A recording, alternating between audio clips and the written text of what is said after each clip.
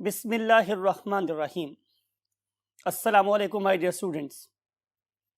I hope you all will be very fine and waiting for the new episode of the study of genetics. Dear students, last time हम लोगों ने law of dominance की बात की थी. आज हम एक और लॉ पढ़ने वाले हैं. That was proposed by John Gregor Mendel after 11 years of consecutive research. और वो जो लॉ है that is called as law of segregation. देखते हैं ये लॉ हमें क्या बता रहा है. We have to go to the white board. You know my dear students, I have a habit.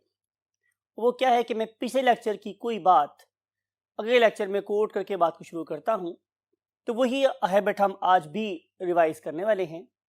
Last time आपको याद होगा कि हम लोगों ने आपसे एक डिसिप्लिन, एक प्रोटोकॉल की बात की थी कि उस डिसिप्लिन और प्रोटोकॉल के साथ ही हम क्या कर सकते हैं, कामयाब हो सकते हैं. तो मैंने आपको ये बताया था माय डियर स्टूडेंट्स कि जॉन ग्रेगर मेंडल ने क्या किया कि उसने अपनी ज़िंदगी में किसी ख़ास वे से अपने काम को शुरू किया. और उसमें जो सबसे पहला वे ये था कि what is basically the experimental organism.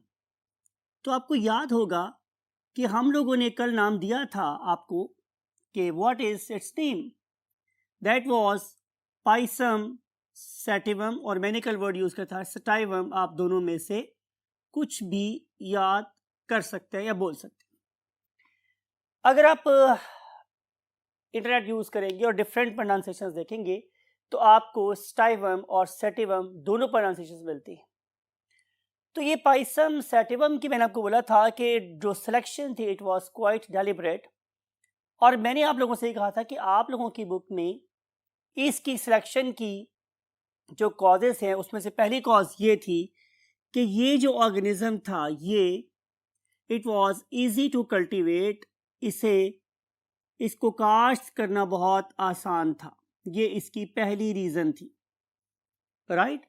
और दूसरी रीज़न ये थी माय डियर स्टूडेंट्स कि इसका जो जनरेशन टाइम है it was very short. Generation time was short और इसकी हम एक साल में 2 फसलें हासिल कर सकते थे.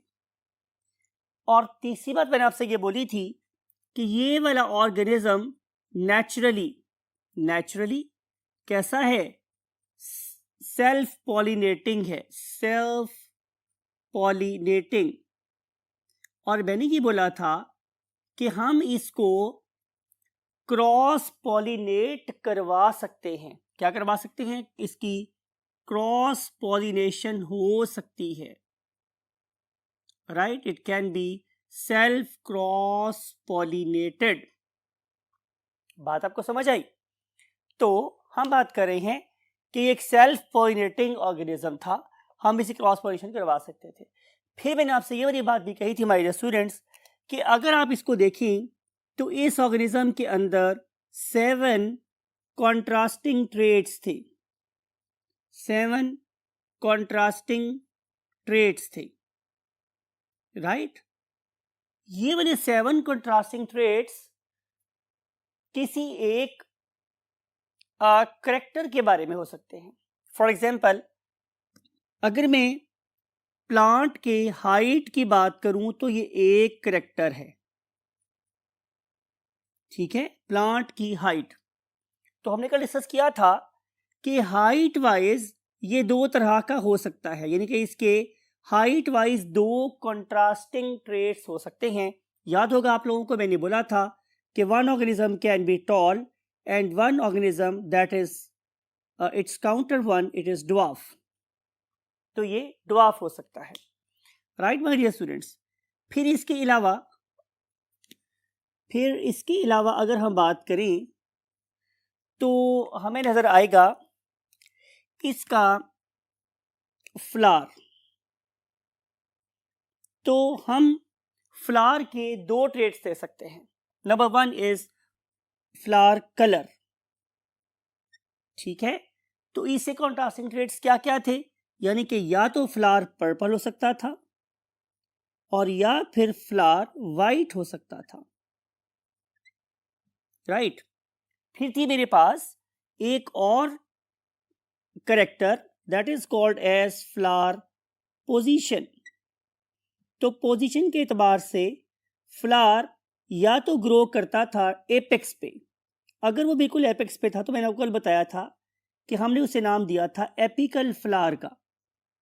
एपिकल फ्लावर, ऐसा फ्लावर जो बिल्कुल टॉप पे ग्रो करता है। दूसरा ये था कि वो जहां टहनी और स्टेम आपस में मिलते हैं, मींस जैसे हमारा एक्जिला है वहां पर, तो अगर ये किसी साइड ब्रांच पे ग्रो करते हैं तो हम इसे नाम कर देते थे एक्सिलरी, राइट। तो इसका मतलब ये होगा कि ये जो मेन चीज मैं लिख रहा हूं, this one it is basically a character, और इसके ये कंट्रास्टिंग ट्रेड्स हैं। आप ट्रेड्स को उसकी वैरायटी कह सकते हो, राइट।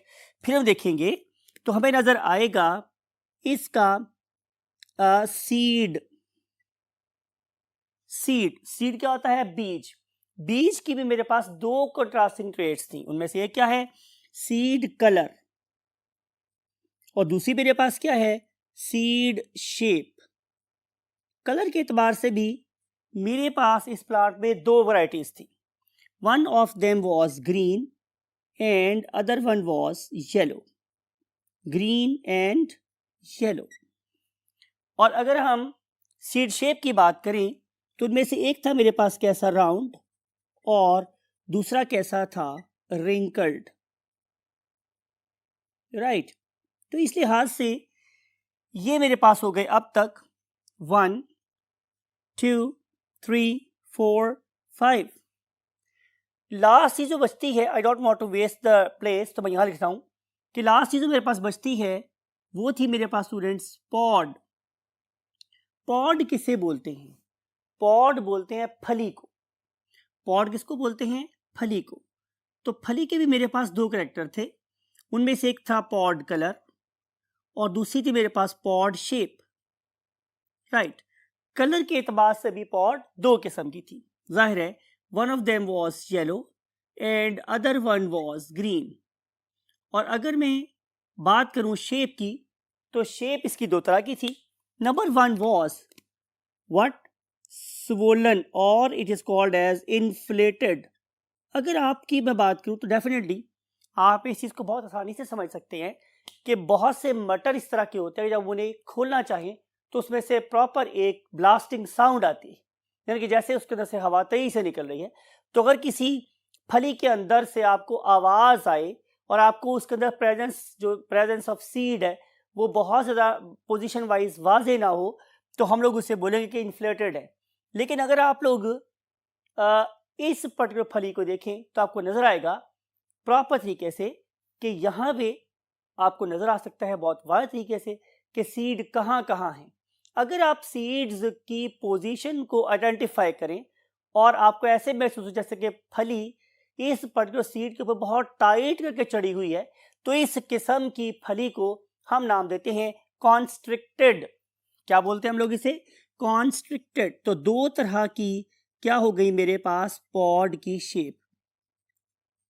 मुझे पता है कि हमने ये वाली बात कल भी की थी और मैंने आपसे कहा था कि आप अपनी बुक में प्रेजेंट इस पर्टिकुलर चार्ट को देखें तो जाहिर है स्टूडेंट्स की दो ग्रुप्स होती हैं, एक वो जो सेल्फ मोटिवेटेड होते हैं और दूसरे वो हैं जो डेफिनेटली पकी पकाई खीर खाने के आदी होते हैं। तो आज का ये वाला काम उन लोगों की नज़र है जो पकी पकाई खीर खाने के आदी होते हैं और वो सिर्फ और सिर्फ बुक खोलना पसंद नहीं करते बल्कि ई लेक्चर्स पर रिलाय करते हैं। तो बात हम कर रहे थे माय स्टूडेंट्स कि ये वो टेबल है जिसमें आप लोगों को नजर आती हैं 7 कंट्रास्टिंग ट्रेड्स, ठीक है। मैंने आपको ये बात भी वही बताई थी कि सबसे पहला काम जो जॉन ग्रेगर मेंडल ने किया था वो क्या था कि वो इन 7 किस्म के ट्रेड्स के लिए क्या बनाए? प्योर ब्रीड्स बनाए। और फिर उसने इन प्योर ब्रीड के साथ एक्सपेरिमेंट्स किए और एक्सपेरिमेंट्स को करने के बाद वो इवेंचुअली एक लॉ बनाने में कामयाब हुआ था, that is called as law of segregation. यही बेसिकली हमारा आज का आर्टिकल है। नेक्स्ट वर्ड पर मूव करते हैं और देखते हैं कि लॉ ऑफ सेग्रीगेशन तक जॉन ग्रेगर मेंडल किस तरह पहुंचा। For this purpose we have to go to the next 1/3 of the board.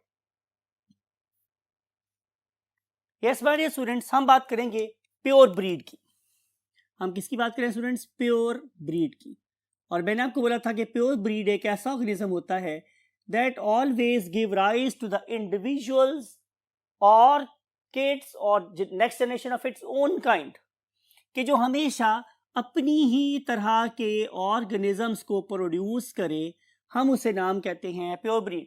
मिसाल के तौर पे कि अगर एक टॉल ऑर्गेनिज्म है वो हमेशा टॉल ऑर्गेनिज्म ही प्रोड्यूस करे, तो हम उसे बोलेंगे कि ये टॉलनेस के लिए एक प्योर ब्रीड है, राइट।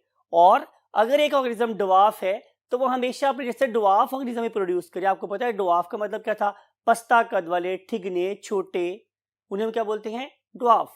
तो जो मेरे पास ड्वार्फ ऑर्गेनिज्म है, अगर वो हमेशा ड्वार्फ ऑर्गेनिज्म ही प्रोड्यूस करें तो इसका मतलब ये है कि ये ड्वार्फनेस के लिए एक प्योर ब्रीड है। And same is the case with rest of the 7 contrasting traits. अगर एपिकल फ्लावर है वो हमेशा एपिकल फ्लावर ही प्रोड्यूस कर रहा है, तो ये जाहिर है एपिकल फ्लावर के लिए प्योर ब्रीड है। बात आपको समझ आई? और अगर मेरे पास एक रिंकल्ड सीड हमेशा रिंकल्ड सीड ही प्रोड्यूस कर रहा है, तो वो सीड शेप के लिए क्या है? प्योर ब्रीड होगा। तो प्योर ब्रीड आपको समझ आ गई। और फिर मैंने आपसे कल, आपको याद होगा मैंने बताया था उसका डिसिप्लिन क्या था, कि वो जब भी कोई क्रॉस कराता था उसको हमेशा कहाँ से स्टार्ट करता था? P1 के साथ। और P1 का था मेरे पास फर्स्ट पेरेंटल जनरेशन। आज हम ऐसा करते हैं कि आज हम लोग सीड की शेप से बात को शुरू करते हैं, राइट। आपको कल की बात भी रिवाइज हो जाएगी, आपको कल का प्रोटोकॉल भी रिवाइज हो जाएगा, और आज हम इस लेक्चर से क्या इंट्रोड्यूस करने वाले हमें उसका पता भी चल जाएगा, राइट। कैसे देखते हैं? नंबर 1, उससे ये बोला कि मैंने P1 में, P1 का थी फर्स्ट पेरेंटल जनरेशन, क्या लिखेंगे हम उसकी? फिनोटाइप। Very good. आपको पता है कि हम अपने काम का आगाज हमेशा नजर आने वाली चीज से करते हैं, तो उसने फिनोटाइप लिखी कि क्या था मेरे पास? एक थे मेरे पास राउंड सीड, ये गोल गोल से सीड थे, और दूसरे कौन से है मेरे पास? रिंकल्ड सीड, जो कि झुरीदार है। यानी कि एक फ्रेश से फेस को देखें, एक यंग फेस को देखें, तो आपको उसके ऊपर, मैंने जैसे पहले किसी लेक्चर में बताया कि आपको उसमें लाइफ नजर आएगी, आपको उसमें एक टोन नजर आएगी, हयात नजर आएगी, उसके अंदर जिंदगी नजर आएगी। लेकिन अगर आप किसी बूढ़ी समाधि के चेहरे को देखें तो आपको उसमें कोई टोन नहीं नजर आती, बल्कि उसका चेहरा लटक गया होता है, उसे जिंदगी ड्रेन आउट हो गई होती है, उसके ऊपर झुर्रियां पड़ गई होती हैं। तो इस तरह के 2 सीड थे। For example look at this, ये एक राउंड सीड है, look at its freshness, its shine. और दूसरे नंबर पर ये मेरे पास एक रिंकल्ड सीड है, you can see its, you can see appearance as well. उसे क्या क्या माय डियर स्टूडेंट्स, आप यहाँ पे कोई भी कैरेक्टर लिख सकते हैं। आप यहाँ पे टॉल, यहाँ पे ड्वार्फ लिख सकते हैं। आप यहाँ पे पर्पल, फ्लावर कलर की बात हो रही है, पर्पल, या फिर फ्लावर कलर क्या हो सकता है? व्हाइट। यानी कि आप कोई से भी 2 कंट्रास्टिंग ट्रेट्स लिख सकते हैं, बिकॉज कि मेंडल ने 11 साल में बेशबहा एक्सपेरिमेंट किए। उन बेशबहा एक्सपेरिमेंट में वो यही करता रहा कि उसने एक तरफ डोमिनेंट ऑर्गेनिज्म लिया और एक तरफ रिसेसिव ऑर्गेनिज्म लिया, उनको पुट इनटू अ क्रॉस, ठीक है। तो उसने क्या देखा कि जब भी मैं एक डोमिनेंट ऑर्गेनिज्म को रिसेसिव ऑर्गेनिज्म से क्रॉस कराता हूं तो क्या आता है मेरे पास? F1 में हमेशा एक डोमिनेंट ऑर्गेनिज्म ही प्रोड्यूस होता है। तो आपको पता है मैंने बोला था कि मेंडल क्या करता रहा कि हमेशा लेफ्ट साइड पे डोमिनेंट लिखता रहा। तो इसका मतलब ये होगा कि जब उसने राउंड को रिंकल्ड से क्रॉस कराया तो F1 में सारे के सारे ऑर्गेनिज्म राउंड सीड वाले प्रोड्यूस हुए, राउंड सीडेड प्लांट्स प्रोड्यूस हुए। ये कहां हुए मेरे पास? F1 में। आपको पता है कि what is F1? First filial generation. मैंने कल बताया था कि फीलियल मीन बच्चे, बच्चों की पहली नस्ल। F1 पहली अयाली नस्ल, F1 it is a round seeded plants. फिर जब उसने इस F1 को F1 से क्रॉस कराया, यानी कि जब उसने राउंड सीडेड प्लांट्स को राउंड सीडेड से क्रॉस कराया, ठीक है, यानी कि F1 को F1 से क्रॉस कराया, तो हमें क्या पता चला था कि उसके रिजल्ट में हमेशा राउंड प्रोड्यूस हुए थे कितने? 3, और रिंकल्ड प्रोड्यूस हुए थे कितने स्टूडेंट्स? 1। यानी कि हमेशा रेशो ये बनती 3:1। सवाल ये था माय डियर स्टूडेंट्स कि ये वाला रिंकल्ड कैसे आया? It was a basic question that arised in the mind of John Gregor Mendel. जिन टीचर से वो पढ़ रहा था उनका कहना यह था कि पेरेंट्स रूट्स प्रोवाइड करते हैं, बुनियाद प्रोवाइड करते हैं अपने ऑफस्प्रिंग्स को, और उनकी जो जीन्स हैं, वो उनके जो ट्रेड्स हैं, जो चीज भी इनकी ट्रांसमिशन की जिम्मेदार है, वहां पे ये वाला जीन, ये वाली इंफॉर्मेशन छुपी हुई भी रह सकती है। राइट। इसी चीज को अनलॉक किया किसने? जॉन ग्रेगर मेंडल ने। उन्होंने ये किया कि राउंड ऑर्गेनिज्म को रिंकल्ड से जब क्रॉस कराया तो रिंकल फैक्टर, रिंकल का फैक्टर, रिंकल वाला जीन, रिंकल वाली अलील वो F1 में कैसी हो गई? छुप गई या मास्क हो गई, छुप गई या मास्क हो गई। लेकिन जब हमने F1 को F1 से क्रॉस कराया तो फिर जाहिर है वो दोबारा से अपीयर हो गई। अब सवाल ये था कि मेंडल इसको कैसे इंटरप्रेट करता, कैसे उसको जाहिर करता। उसने ये बोला कि बेसिकली किसी भी इंडिविजुअल में किसी भी जीन के अंदर दो अलील्स होती हैं या ए पेयर ऑफ अलील होता है। जैसे आपको याद होगा हमने कल क्या किया था या हम आज क्या करने वाले हैं, वो ये कि हम इसी चीज को in the terms of cross लिखते हैं। तो सबसे पहले क्या करेंगे हम लोग? हम लिखेंगे फिनोटाइप P1 की। मैं इसी को अब सॉल्व कर रहा हूं, इसी प्रॉब्लम को। तो सबसे पहले मेरे पास कैसा ऑर्गेनिज्म था? एक राउंड सीडेड ऑर्गेनिज्म, राइट। इसको मैं किससे क्रॉस करा रहा हूं?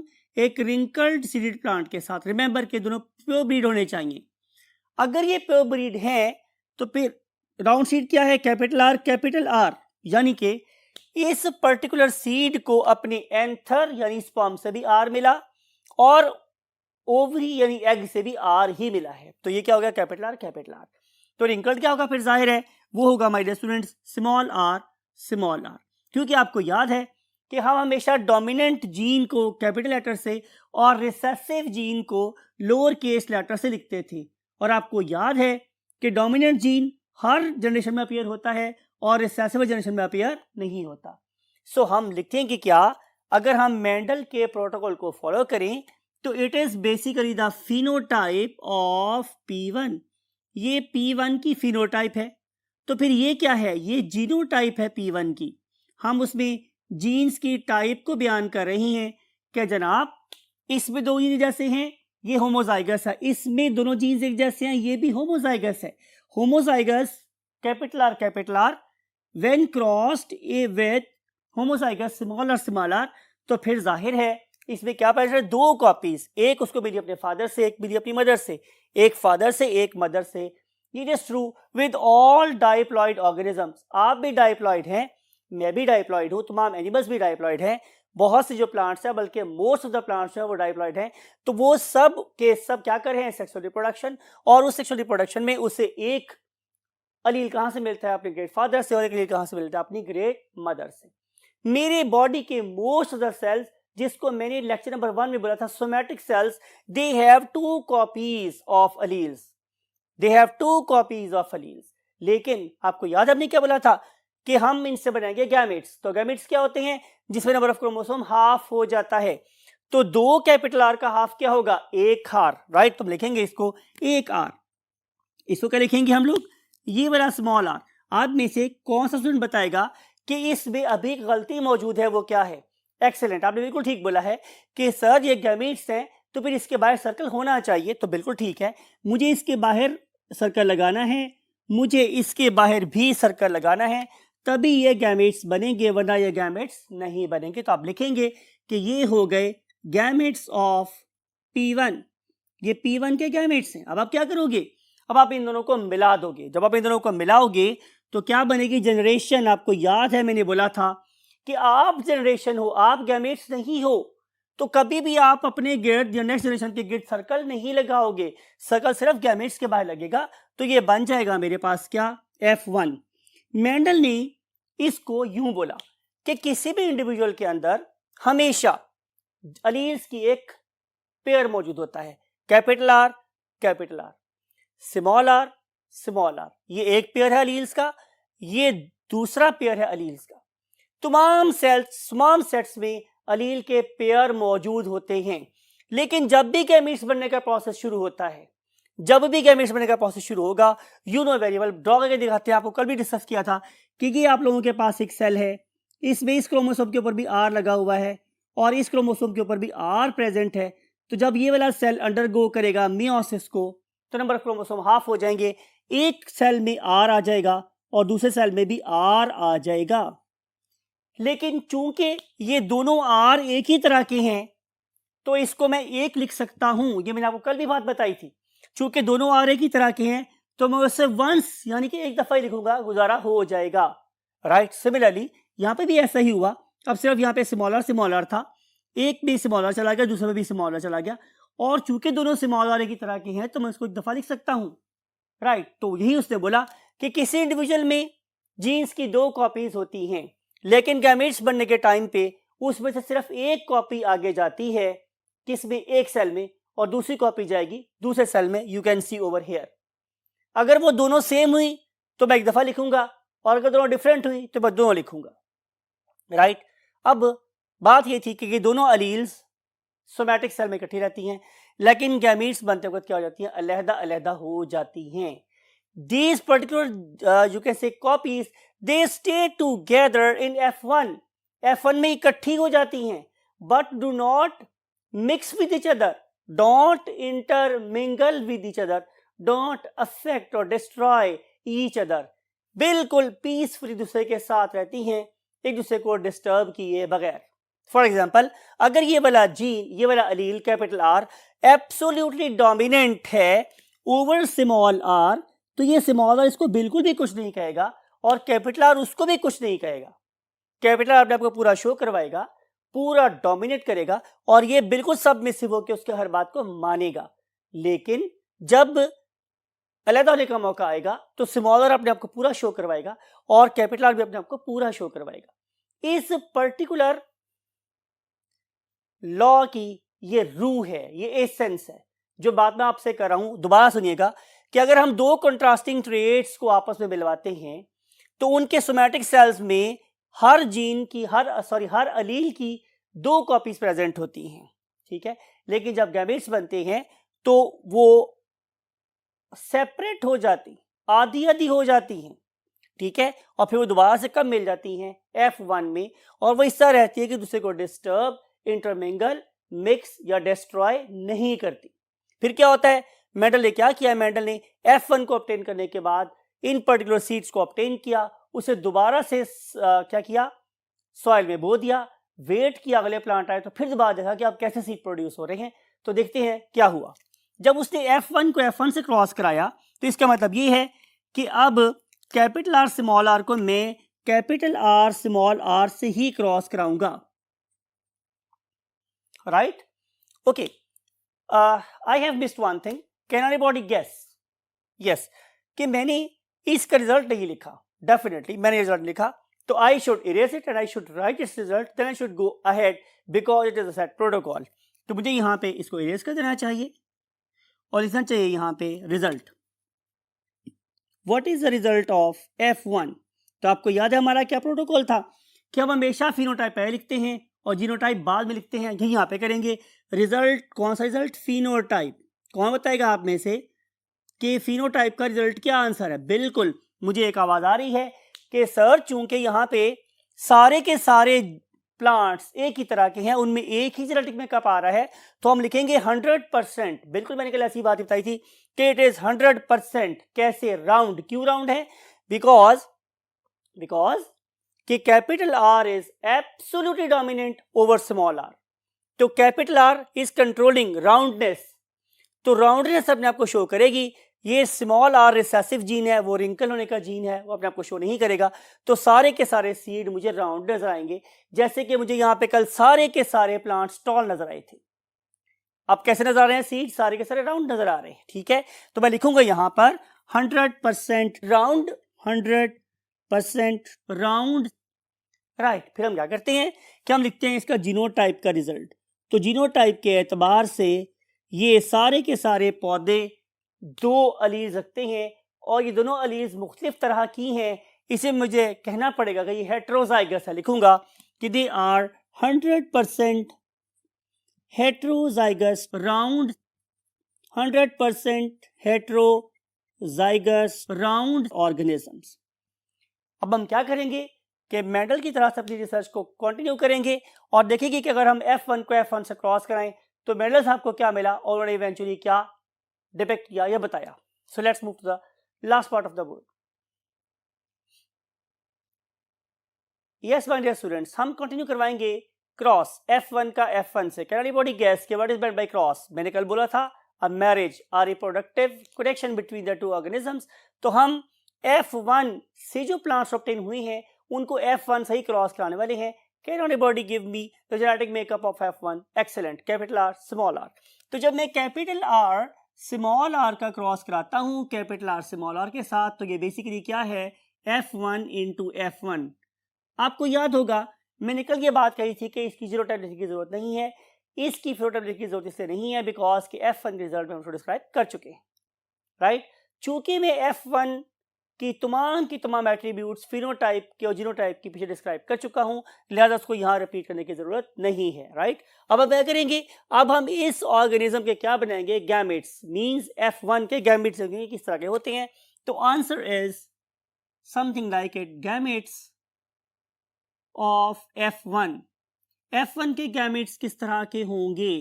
पहली बात, सेल पकड़ते हैं और सेल को ड्रॉ करके देखते हैं. सिंपल, ये मेरे पास एक ऑर्गेनिज्म का सेल है. जाहिर है जो इसका सेल होगा वही इसका भी सेल होगा because both are capital R small R, capital R small R, same, no difference at all. तो ये मेरे पास एक क्रोमोसोम है और इसके ऊपर लिखा हुआ है फॉर एग्जांपल कैपिटल आर, और ये मेरे पास दूसरा क्रोमोसोम है उस पर लिखा हुआ है स्मॉल आर. तो जब ये वाले ऑर्गेनिज्म क्या करेंगे, they will undergo the process of meiosis, that is basically reductional division.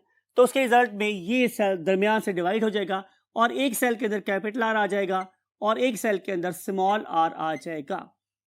अब चूंकि यहाँ पे दोनों डिफरेंट किस्म के हैं, कल का लेक्चर याद करें, आज फिर दोबारा इन्फोर्स कर रहा हूं, अभी पहले भी बताया था आप लोगों को कि अब चूंकि ये दोनों डिफरेंट हैं तो मुझे दोनों लिखना पड़ेंगे, अब एक लिखने से गुजारा नहीं होगा. लिहाजा मैं क्या करता हूं कि मैं इस जगह में लिखता हूं capital R small R, capital R small R, capital R small R. Any mistake?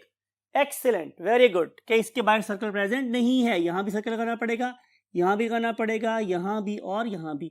Now it's okay, अब ये बिल्कुल ठीक है कि अब ये चारों गैमेट्स मेरे पास बन गए. मैंने आपको बोला था कि अब हम क्या करवाएंगे, इनकी फर्टिलाइजेशन को आपस में मिलाएंगे. तो what are the chances, you know, याद रखें ये बात, genetics is nothing other than the study of probability. We can predict, we can not claim. बात समझ आई. तो प्रेडिक्शन क्या क्या हो सकती है. चांस ये है कि ये वाला कैपिटल आर इस कैपिटल आर से मिल जाए. अगर ऐसा हुआ तो ऑर्गेनिज्म प्रोड्यूस होगा कैपिटल आर कैपिटल आर.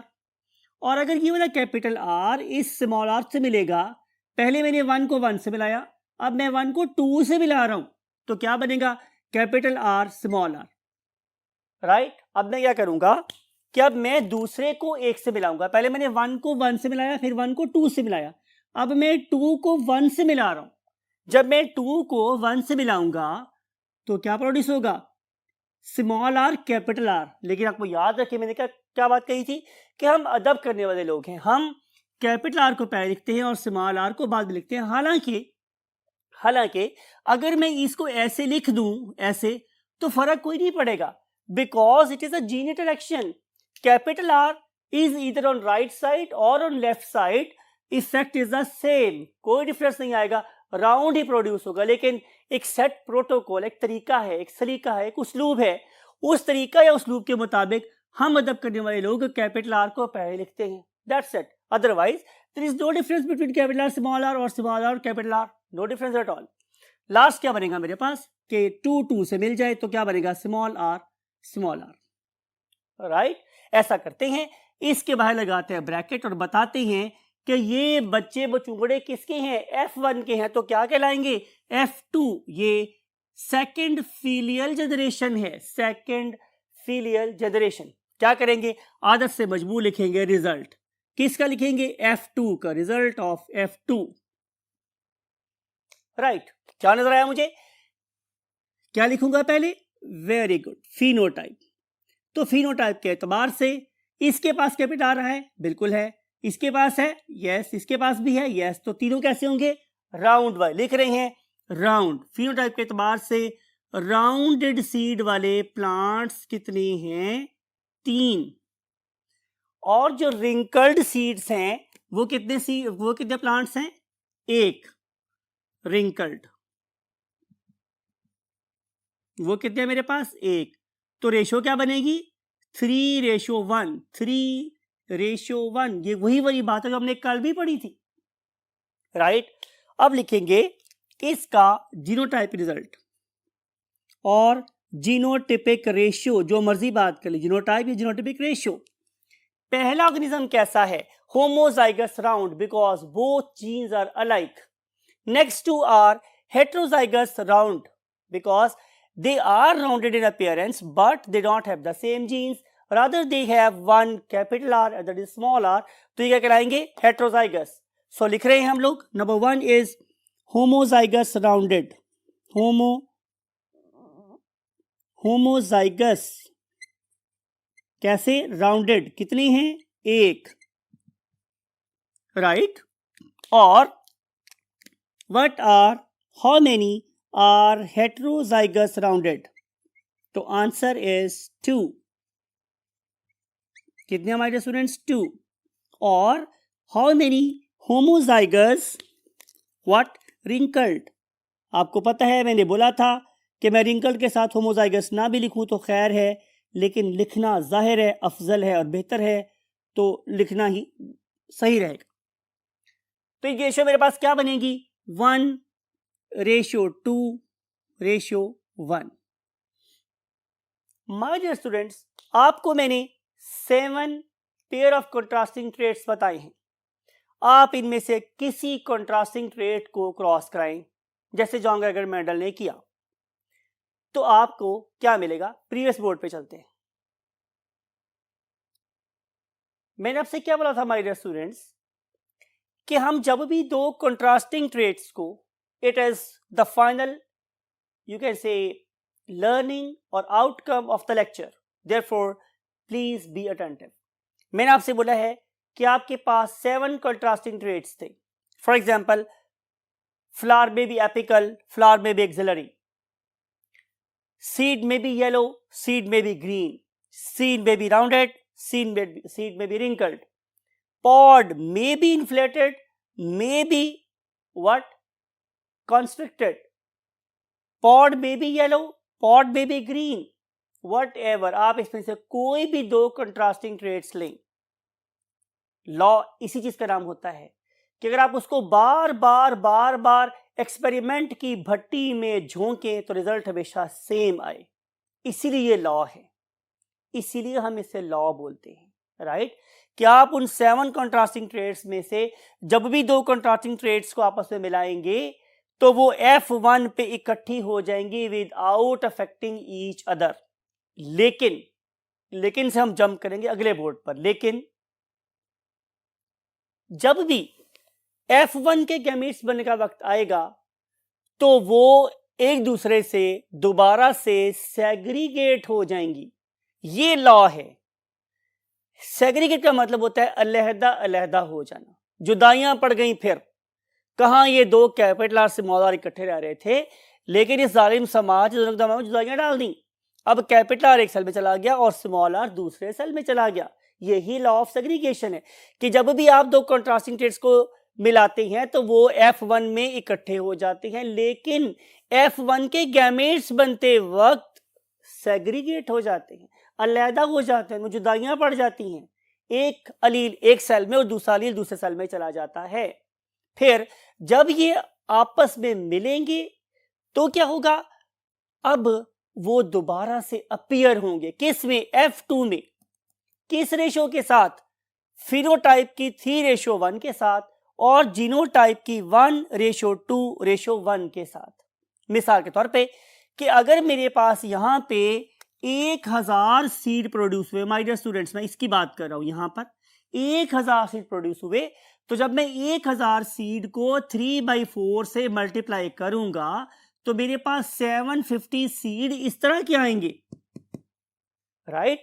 और अगर मैं इसको करूंगा तो फिर क्या होगा my dear students? Look at this कि जब मैं 1000 को 1/4 से मल्टीप्लाई करूंगा तो आंसर आएगा 250।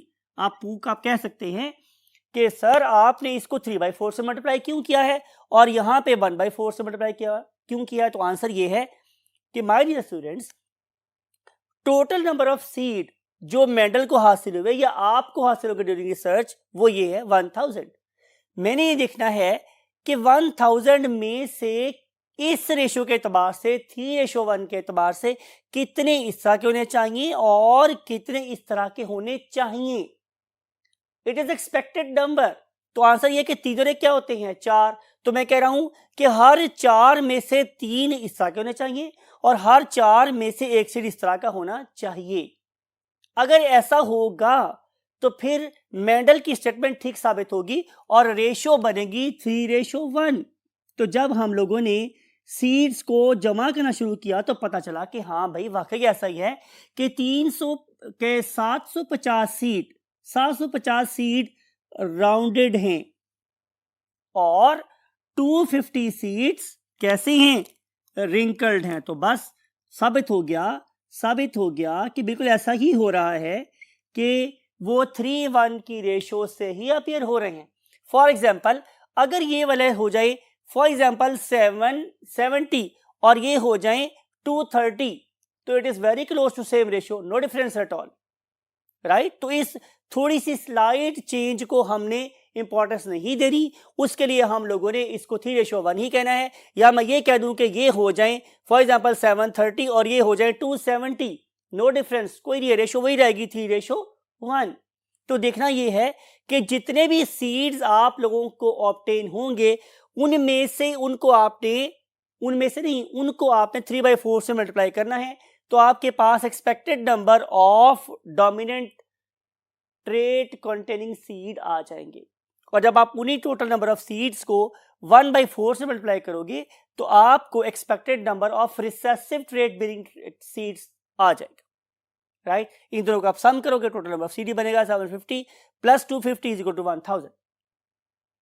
अगली बात यह है कि मैं इसको कैसे एक्सप्लेन करूंगा। तो इसका आंसर ये है कि इसके लिए मुझे क्या नजर आ रहा है, 1 + 2 + 1 इज इक्वल टू 4। तो मैं लिखूंगा, इसका नंबर फाइंड करना होगा तो मैं क्या करूंगा, मैं ऑब्टेन्ड सीड्स का नंबर जो भी था उसको मैं मल्टीप्लाई करूंगा, एक्स है फॉर एग्जाम्पल, उसमें मल्टीप्लाई करूंगा 1/4 से, क्योंकि इन चारों सीड में से एक सीड इस तरह का होना चाहिए जिसके अंदर होमोजाइगस जीन हो, मीन कैपिटल आर हो। वो क्या था, कैपिटल आर वाला, वो ऐसा होना चाहिए।